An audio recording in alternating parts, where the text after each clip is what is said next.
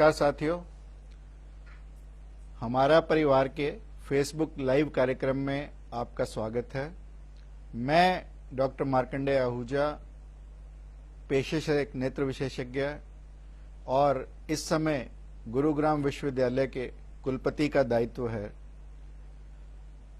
हमारा परिवार से जुड़ा हूं और आज मुझे दूसरी बार आप सब लोगों से रूबरू होने का मौका मिला।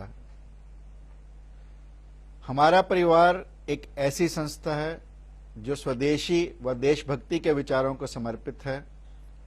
लगभग 2.25 वर्ष पूर्व दिल्ली एनसीआर में इसकी स्थापना की गई।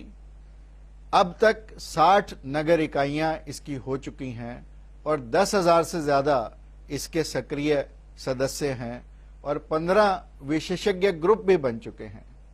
यदि हम इसका लक्ष्य देखें तो लक्ष्य केवल एक कि हिंदू समाज में अपनी सनातन संस्कृति व जीवन मूल्यों को आधार बनाकर जागरूकता का संचार कैसे किया जाए और दूसरा स्वदेशी वस्तुओं के प्रयोग का आग्रह किया जाए। और आज जो विषय है वो भी स्वदेशी स्वावलंबन को लेकर है। सबसे पहले तो मैं अपने विषय को शुरू करूं उससे पहले श्रद्धांजलि देना चाहता हूं उन अमर शहीदों को जो भारत चीन सीमा पर शहीद हुए और भारत मां की रक्षा के लिए उन्होंने अपने प्राणों का बलिदान दिया। ऐसे भारतीय जवान हम कह सकते हैं शहीदों की चिताओं पर लगेंगे हर वर्ष मेले, वतन पर मिटने वालों का यही बाकी निशान होगा। आज 19 जून है और मैं आयोजकों को धन्यवाद देना चाहता हूं कि उन्होंने 19 जून को चुना, क्योंकि भारत के स्वदेशी कार्यक्रम में 19 जून का अपना महत्व है। ये वही दिन है जब भारत ने एप्पल नाम के सैटेलाइट का संप्रेषण किया और ये सैटेलाइट पूर्ण रूप से भारतीय और पूर्ण रूप से भारतीय संस्थान आईएसआरओ द्वारा डेवलप भी किया गया, डिजाइन भी किया गया। इसलिए आज का दिन स्वदेशी जागरण मूवमेंट के लिए एक महत्वपूर्ण दिन भी है। दोस्तों, वैसे तो स्वदेशी जागरण की शुरुआत 1872 में कूका आंदोलन के साथ हुई। संत रामधारी सिंह कूका ने इसकी शुरुआत की जब उन्होंने गो हत्या के खिलाफ और खादी पहनने के लिए लोगों को आग्रह किया। और याद करें वो दिन 17 और 18 जनवरी 1872 के, जब 65 कूकाओं को 49 को एक दिन और 16 को एक दिन तोप के मुंह पर बांधकर उड़ा दिया गया, क्योंकि उन्होंने भारत माता की जय बोली, उन्होंने गो हत्या का विरोध किया और खादी पहनने का आग्रह किया। उसके बाद नामधारी संप्रदाय के प्रमुख रामधारी सिंह कूका जी को रंगून भेज दिया गया जेल में, जहां पर उनका निधन हुआ।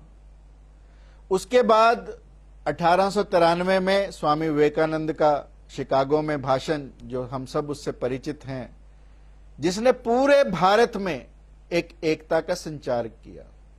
और जब 1905 में लॉर्ड कर्जन ने भारत के विभाजन का सोचा तो उस समय गोपाल कृष्ण गोखले, बाल गंगाधर तिलक, बिपिन चंद्र पाल, लाला लाजपत राय और वीपी चिदम्बरम जो तमिलनाडु में थे, इन सब ने मिलकर एक आंदोलन चलाया जिसमें स्वदेशी सामान के बायकाट का, स्वदेशी सामान की होली जलाई गई और जन जन में एक सूत्रपात किया गया।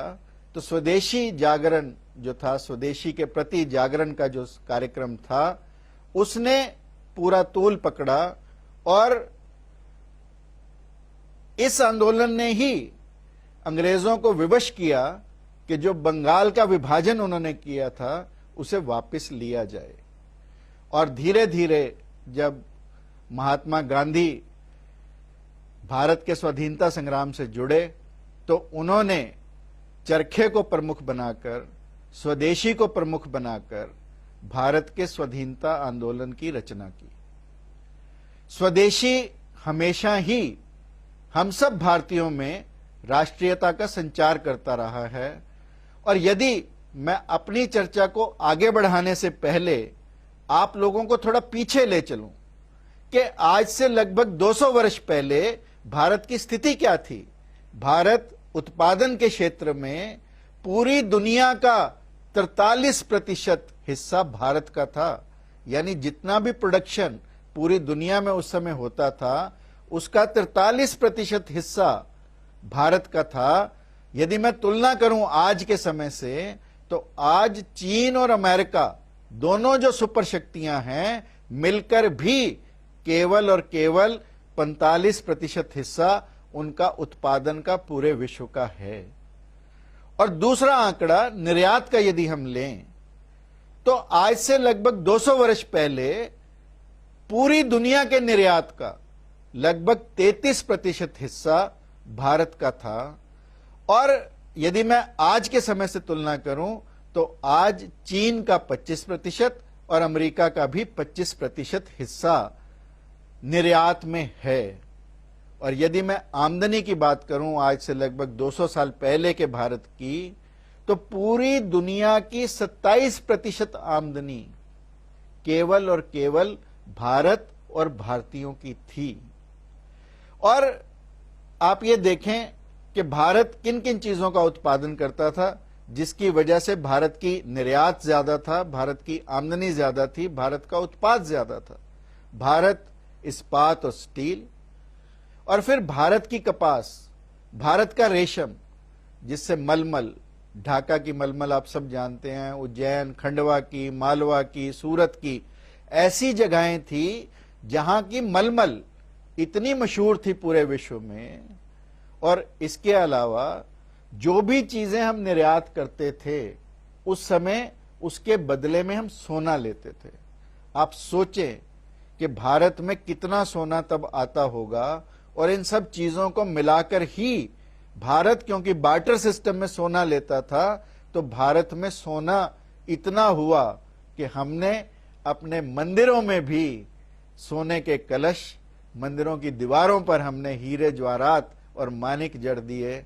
और आप सोचें सोमनाथ मंदिर की संपदा को, जिसको 17 बार मोहम्मद गजनवी को आना पड़ा लूटने के लिए, यानी इतने हीरे जवाहरात उस पर थे कि 17 आक्रमणों के बाद भी महमूद गजनवी सोमनाथ के मंदिर की संपदा को लूट नहीं पाया।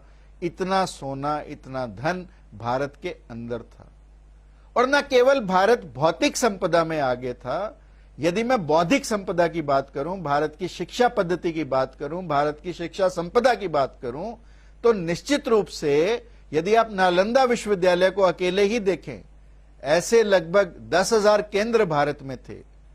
और नालंदा अकेले में 2,000 शिक्षक और 10,000 बच्चे जो वहीं रहकर, आवासीय बच्चे थे, रेजिडेंशियल बच्चे थे, वहीं पर शिक्षा को ग्रहण करते थे। और 90 लाख से ज्यादा पुस्तकें नालंदा विश्वविद्यालय के पुस्तकालय में थी।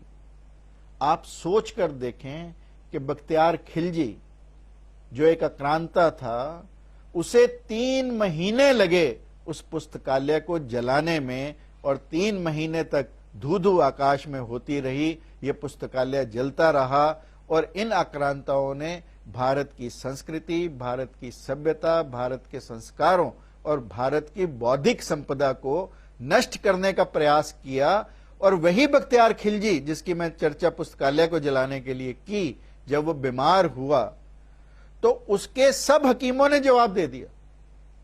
तो तब उसे पता लगा कि नालंदा के जो आयुर्वेद विज्ञान के मुखिया हैं, राहुल श्रीधर करके, यदि वो इलाज करें तो वो ठीक हो सकते हैं। अब वो भारतीय से इलाज नहीं कराना चाहता, भारतीयों की दवा लेना नहीं चाहता, हमारी औषधियां लेना नहीं चाहता। तो तब राहुल जी ने एक प्रयास किया कि उन्होंने कुरान की आयतों पर दवा लगा दी और बख्तियार खिलजी को कहा कि तू ये आयतें पढ़ता चल और जब तेरी आयतें ये समाप्त होंगी तो तू ठीक हो जाएगा। यानी उंगलियों के टच करने से वो दवा उनके शरीर में जाती रही और वो ठीक हो गया।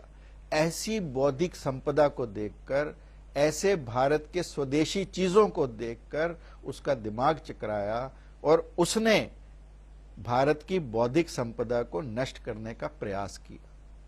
अब भारत की न्याय व्यवस्था देखें।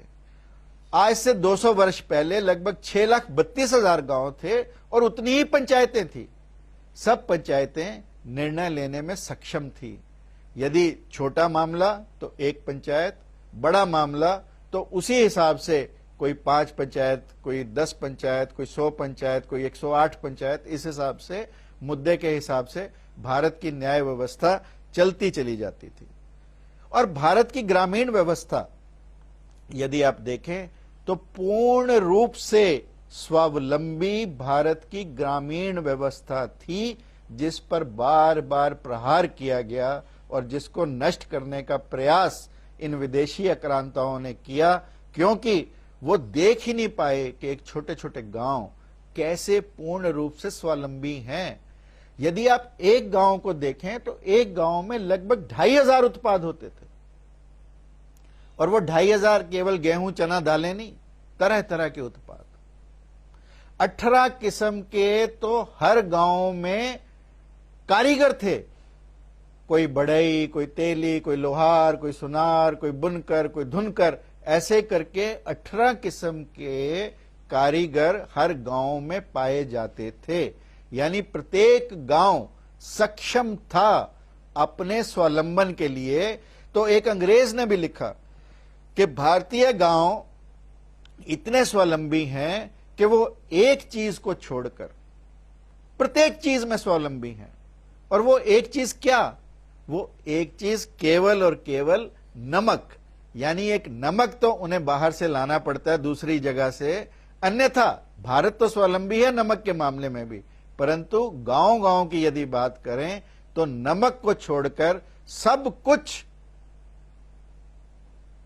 गांव में स्वयं से, और इन चीजें को बनाकर गांव के लोग बाकी चीजों के साथ, बाकी शहर के लोगों के साथ बदला करते थे। शहर में जाकर उन चीजों को, उनका क्रय विक्रय किया करते थे। तो इसीलिए जो हमारे शहर थे, जो हमारी नगर व्यवस्था थी, वो केवल और केवल गांवों की मंडियां बनी, गांवों की अर्थव्यवस्था को चलाने का मार्ग बनी। ये केवल हमारी नगर व्यवस्था उस समय की थी, परंतु गांव हमारे पूर्ण रूप से स्वावलंबी। यदि भारत का अतीत इतना अच्छा था तो कहां पर हम डिरेल हुए, कहां पर हम अपने मार्ग से हटे, कहां पर हमने इस मार्ग को छोड़ा कि हम स्वदेशी और स्वावलंबन दोनों को भूल बैठे। तो मैं याद करता हूं स्वामी राम तीर्थ को, जब वो जापान गए तो उन्होंने वहां बड़ और पीपल के बड़े छोटे छोटे पेड़ देखे, जिन्हें बोनसाई कहा जाता है और एक जार में बंद होते हैं। तो स्वामी जी को उत्सुकता हुई कि भारत में तो बड़ और पीपल के बहुत बड़े बड़े पेड़ होते हैं, यहां पर ये छोटे छोटे कैसे हैं?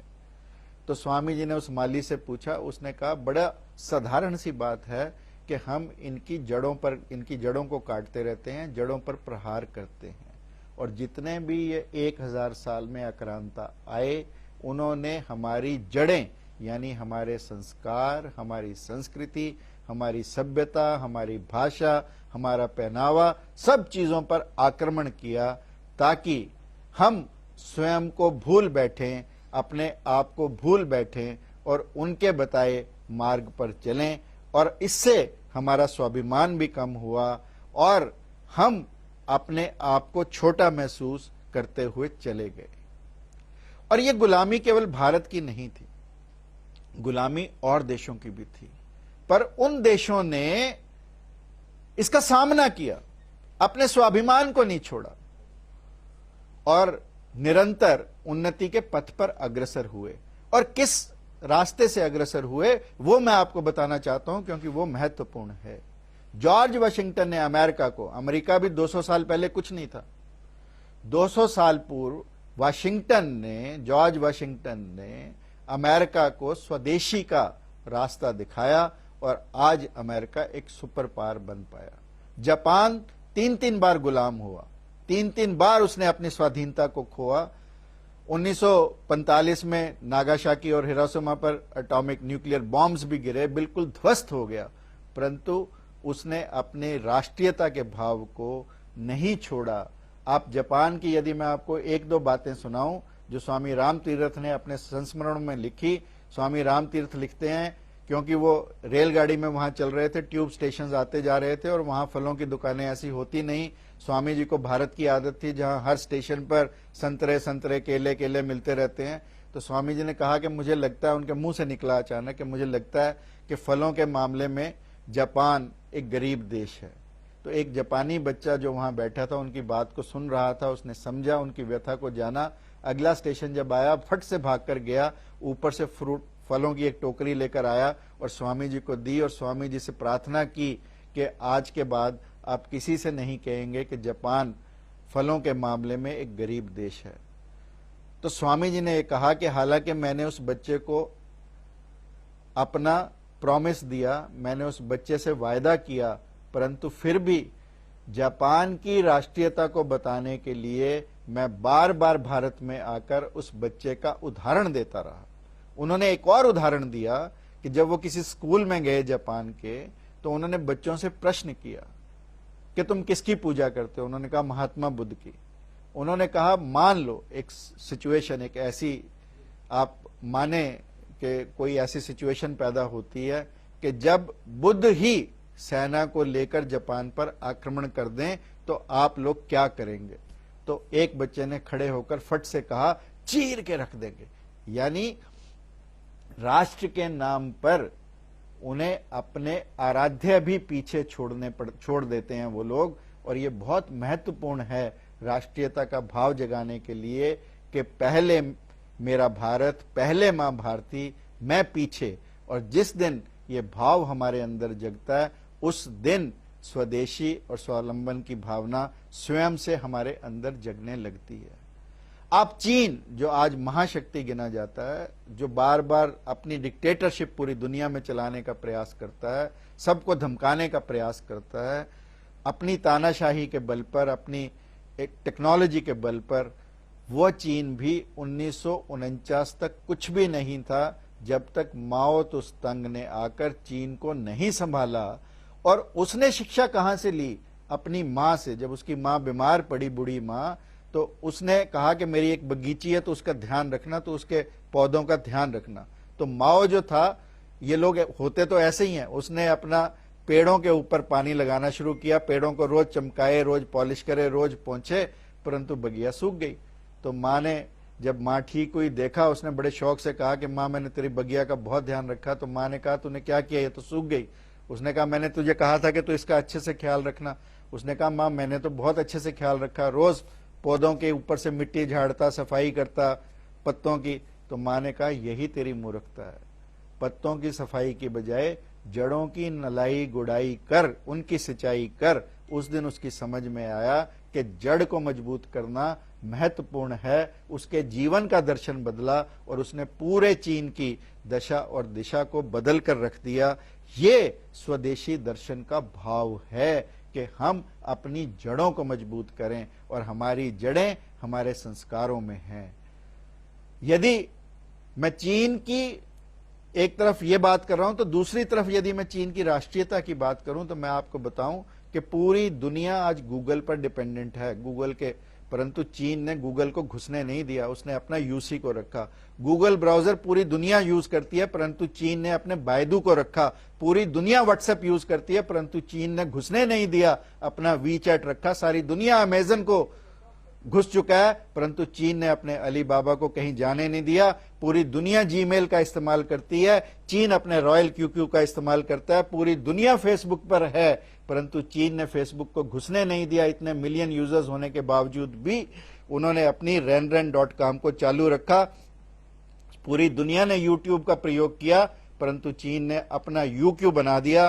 पूरी दुनिया ट्विटर पे गई, परंतु चीन आज भी वाइबो पे है।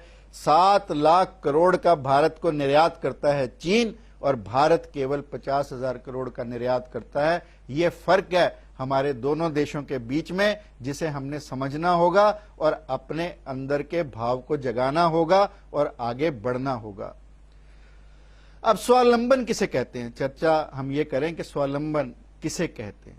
स्वावलंबन वह है, यदि मैं आपको एक उदाहरण दूं कि एक व्यक्ति जो बहुत आलसी किस्म का इंसान था, एक दिन एक जंगल में जाता है, उसे भूख लगती है, सामने फल दिखाई देते हैं, फल तोड़ने का प्रयास करता है, तो कोई किसान उसे देख लेता है, वो उसे टोकता है, तो वो उसे खा नहीं पाता और ऊपर पेड़ पर आराम से बैठा रह जाता है।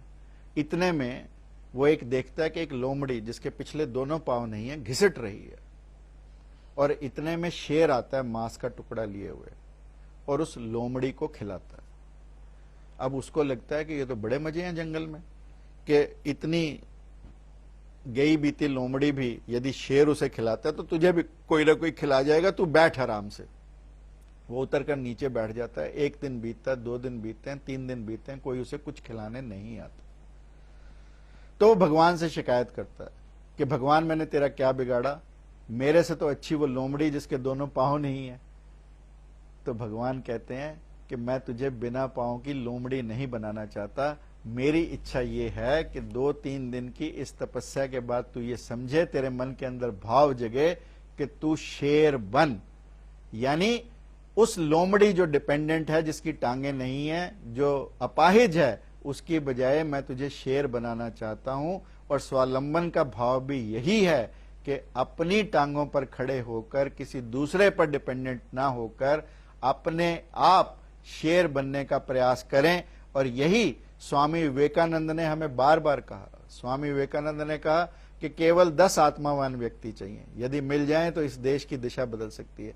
यानी आत्मावान होना, स्वावलंबी होना कितना कम है इस दुनिया में। इसलिए हमारे अंदर ऐसा भाव जगे कि हम स्वावलंबी बने, हम अपने स्वाभिमान को जागृत रखें। स्वावलंबी होने के लिए स्वाभिमान का भाव होना बहुत बहुत महत्वपूर्ण है, क्योंकि इस 1000 साल की गुलामी ने यदि हमारा कोई नुकसान किया तो वो स्वाभिमान के भाव को तोड़ा।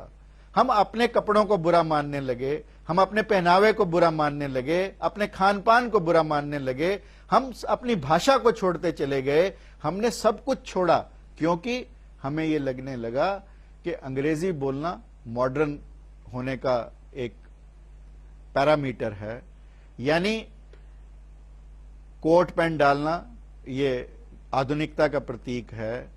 चीनी खाना खाना, जापानी खाना खाना, नॉन वेज खाना, शराब पीना, हमने इसको सबको आधुनिकता के साथ जोड़ा। वही हमारी भूल थी। हमें अपने स्वाभिमान के भाव को नहीं छोड़ना चाहिए।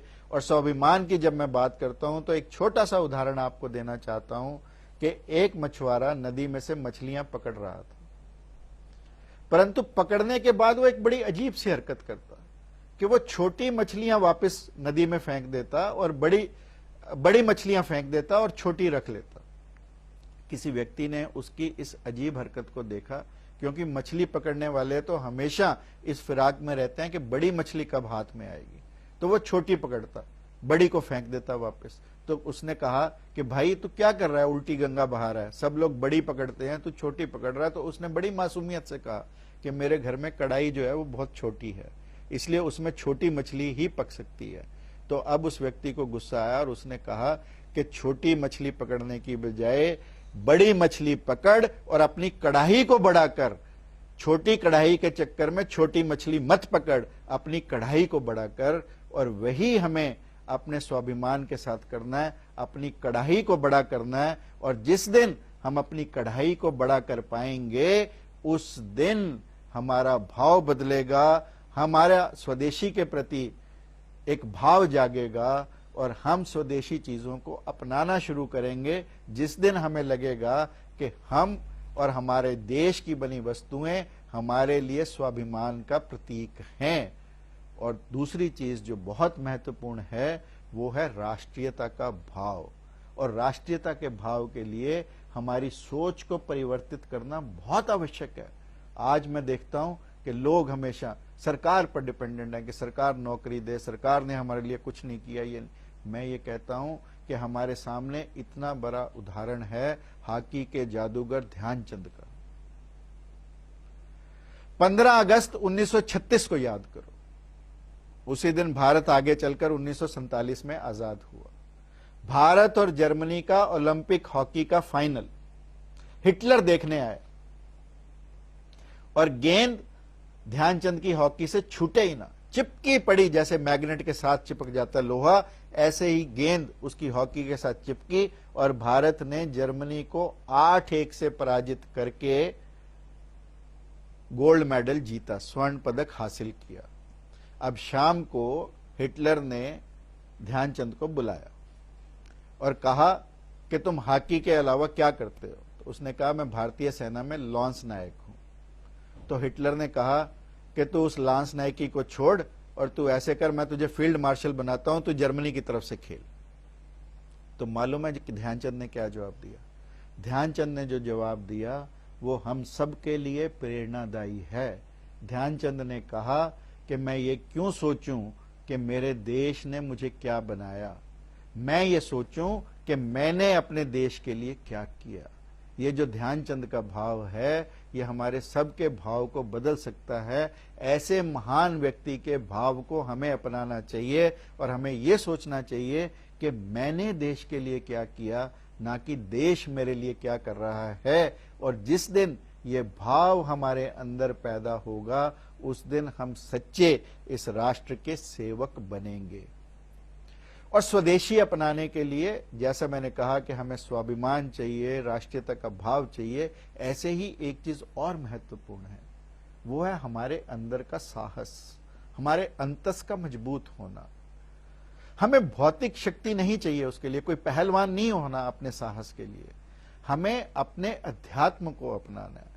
जो हमारा भारत का अध्यात्म है, भारत का योग है, भारत के वेद हैं, पुराण हैं, उपनिषद हैं, गीता है, महाभारत है, रामायण है, ये सब जितनी भी आध्यात्मिक चीजें हैं ये हमारे अंतस को मजबूत करती हैं और ये विशुद्ध भारतीय हैं।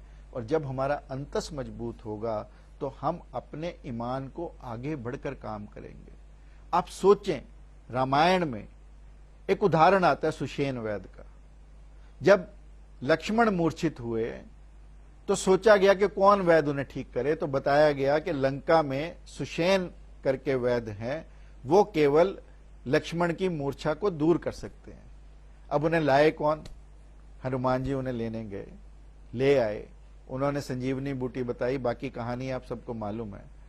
परंतु किसी ने सुषेण वैद्य से प्रश्न किया कि वैद्य जी, आप लंका में रहते हो जहां रावण के नाम से कांपती है दुनिया, और आप अपने दुश्मन को ठीक करने के लिए आ गए, यानी दुश्मन की तरफ आ गए ठीक करने के लिए, तो आपको रावण से जान का डर नहीं लगता?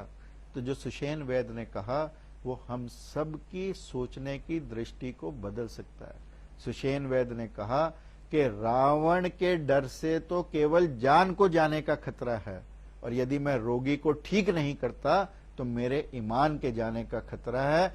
जान तो एक बार जानी है, चली ही जाएगी, परंतु ईमान यदि मेरा बिक गया तो वो कभी वापस नहीं आ सकता। इस बात का साहस उनके आगे उनको इतना उठाया कि सुषेण वैद्य को हम आज भी याद करते हैं, और यही साहस हमें पूरी दुनिया में आगे बढ़ाता है। और यदि हम साहसी बनेंगे तो निश्चित रूप से हमारी सोचने की दृष्टि बदलेगी।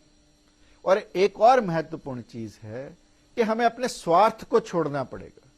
हमारा स्वार्थ हमें कहीं आगे ही नहीं बढ़ना देता, और जिन लोगों ने स्वार्थ को अपनाया, जिन लोगों ने अपनी मुट्ठी को बंद किया, उनके हालात वही हैं। जैसे आप बंदर को देखें, बंदर को पकड़ने के लिए किसी जाल का इस्तेमाल नहीं किया जाता, बंदर को पकड़ने के लिए किसी और चीज का इस्तेमाल नहीं किया जाता। एक सुराही नुमा ट्रांसपेरेंट बर्तन, ग्लास के बने बर्तन का प्रयोग किया जाता है, जिसमें पकड़ने वाला चने डाल देता है, बंदर आकर अपना हाथ अंदर डालता है और चनों से मुट्ठी भर लेता है। अब ये जब मुट्ठी भरता है तो उसकी मुट्ठी फंस जाती है, चने बंदर छोड़ नहीं सकता, मुट्ठी बंदर खोल नहीं सकता। तो हम बंदर प्रवृत्ति को छोड़ें, अपनी मुट्ठी को खोलें। जो मेरे पास है वो पूरे भारतीयों के लिए है, पूरे मेरे देशवासियों के लिए है। इस भावना से हम बढ़ें तो हम निश्चित तौर पर स्वदेशी और स्वावलंबन जो हमारा जागरूकता अभियान है उसके सहभागी बन पाएंगे। और एक और चीज जो महत्वपूर्ण है हमें स्वदेशी और स्वावलंबी बनाने के लिए, वो है हमारा स्व अनुशासन। आज कोरोना के चलते भी आप देखें कि लोगों में ये कोई कोरोना सरकार के कंट्रोल करने की चीज नहीं है, ये हमें कंट्रोल करना है। हमें कैसे कंट्रोल करना है? हमें अपने स्व अनुशासन से कंट्रोल करना है। यानी मैं बाहर निकलूं तो मास्क पहनकर निकलूं, मैं घर के अंदर आऊं तो हाथ धोऊं, घर से बाहर निकलूं किसी चीज को छूऊं तब अपने हाथों को धोऊं। छोटी छोटी बातों को हमें करना है। वो कहां से आएंगी? वो स्व अनुशासन से आएंगी। और ये जो स्व अनुशासन है ये बहुत महत्वपूर्ण है। हमें सरकारी संसाधनों पर ना रहकर अपने संसाधनों का सही प्रयोग करना है। और यदि मैं इसके लिए उदाहरण दूं तो चाणक्य के जीवन की एक घटना है जो हमारे जीवन की दिशा को बदल सकती है। चाणक्य से ह्यूनसांग मिलने गए, समय निश्चित हो गया, ह्यूनसांग समय पर आ गए, बैठ गए, समय से पहले आए। चाणक्य अपना काम करते रहे। मानो 5 बजे उनका मिलने का समय फिक्स हुआ, वो 5 बजने में 5 मिनट पर आए, परंतु चाणक्य अपना काम करते रहे। जब पूरे 5 बजे चाणक्य ने अपना काम समाप्त किया और जिस दिए से वो काम कर रहे थे उस दिए को बंद किया, दूसरा दिया जलाया और ह्यूनसांग से बात करने लगे। अब ह्यूनसांग को बड़ी हैरानी हुई कि पहला दिया जलाया और उसे बुझाया, जब उसे बुझाना ही था तो जब दूसरा जलाना ही था तो पहला क्यों बुझाया?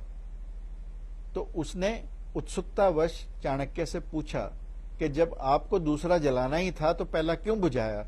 तो चाणक्य ने उत्तर दिया, चाणक्य ने कहा कि जो पहला दिया था उसमें राज्य का तेल था, उस समय मैं राज कार्य कर रहा था, और अब जब मैं तुमसे मिल रहा हूं तो ये मेरी व्यक्तिगत भेंट है। व्यक्तिगत भेंट में जो दिया मैंने जलाया उसके अंदर जो तेल है वो मेरी खून पसीने की कमाई का है, वो मेरा अर्जित किया हुआ तेल है। राज्य की संपदा को, राज्य की चीजों को इस तरह से प्रयोग मैं नहीं कर सकता। चाणक्य के जीवन का ये उदाहरण हमें हमारा उत्तरदायित्व, हमारी जिम्मेवारी कि राष्ट्रीय संपदा का कैसे सम्मान हमें करना चाहिए, राष्ट्रीय संपदा के प्रति हमारी क्या दृष्टि होनी चाहिए ताकि हम स्वावलंबी बने और स्वदेशी को अपनाएं। ये दृष्टि चाणक्य से हमें मिलती है। और आखिरी बात जो मैं आप लोगों से करना चाहता हूं वह ये कि इस काम को हम करने का नहीं माने, कृत्य नहीं माने। यह हमारे लिए पूजा का कार्य है, यह पूज्य आराध्य होना चाहिए हमारा। और इसकी एक छोटी सी घटना देकर मैं अपनी बात को समाप्त करूंगा। एक संत हरदयाल करके थे, एक बार हिमालय पर यात्रा कर रहे थे, तो थोड़ी दूर चलते थक जाते बैठ जाते, थोड़ी दूर चलते थक जाते बैठ जाते। इतने में उन्होंने देखा कि एक लड़की, छोटी सी लड़की होगी 12 बरस की, एक बच्चा जो वजन में उससे भारी लगता था उसको उठाकर भागी चली जा रही है। तो संत हरदयाल ने थोड़ी देर के बाद उस बच्ची को रोका और उसे कहा कि तू इतना भारी बोझ लेकर कैसे भागी चली जा रही है? मैं तो एक दंड और एक कमंडल मेरे पास है, उसको ले जाने में इतना तंग हूं, इतना थक रहा हूं कि बार बार बैठता हूं, पानी पीता हूं, फिर चढ़ता हूं। तो जो उस लड़की ने जवाब दिया वो हम सब के लिए अनुकरणीय है।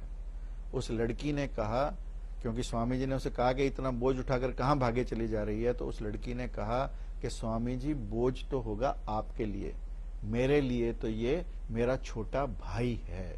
जिस दिन ये बात हमारे मन में आएगी कि स्वदेशी को अपनाना, स्वावलंबी होना, ये हमारा स्वयं का कार्य है और ये हमारे लिए वंदनीय है, पूजनीय है। जैसे हम अपने इष्ट की सेवा करते हैं, इष्ट को पूजते हैं, ऐसे ही यदि हम स्वदेशी चीजों को पूजेंगे तो निश्चित तौर पर भारत में स्वदेशी चीजें भी अपनाई जाएंगी, भारत स्वावलंबी भी बनेगा, भारत महाशक्ति भी बनेगा और भारत पुनः विश्वगुरु बनेगा, भारत पुनः सोने की चिड़िया बनेगा।